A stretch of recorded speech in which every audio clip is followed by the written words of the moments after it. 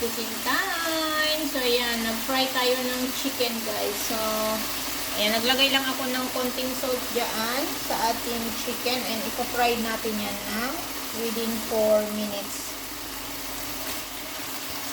4 to 5 minutes, fry natin yung ating chicken.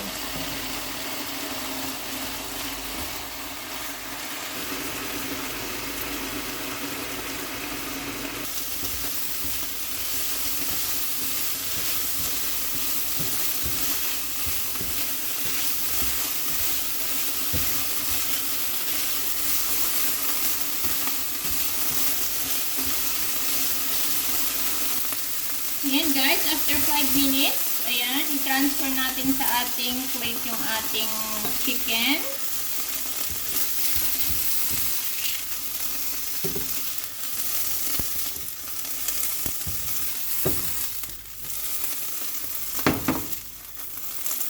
And another drizzle of oil, konti lang. So, ayan guys, once naluto na yung ating, nag-init ng ating kawali, lagay natin ng ating onion, bell peppers, yung yellow at saka yung red.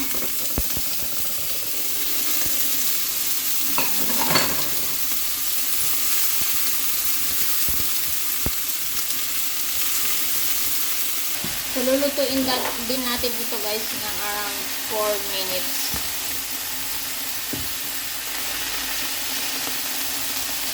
I-fry natin siya ng 4 minutes. After 4 minutes, maglalagay ako ng paprika powder, 2 grams. And fajita seasoning, 5 grams. Ayan, fajita seasoning. So, maglalagay sana tayo ng chipotle, kaso hindi natin lalagyan kasi maanghang yun at pagkaan ito ng mga bata. So, hindi na natin lalagyan ng chipotle. So, ito lang ang ilalagay natin na ingredients ng ating lulutuin ngayon.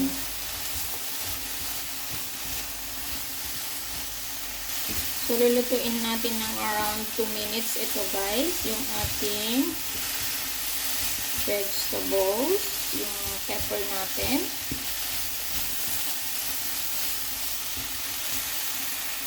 So, ilalagay na natin ulit yung ating chicken. Ayan, balik na natin yung ating chicken sa ating vegetables. Then, another 1 minute.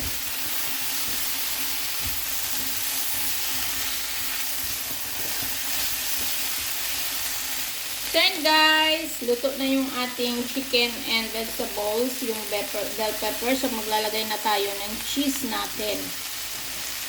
So, ito yung cheese natin.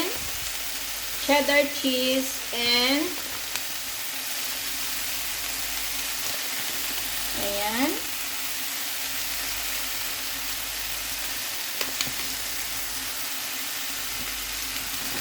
So, hayaan lamang natin yan guys until mag-melt yung ating cheese.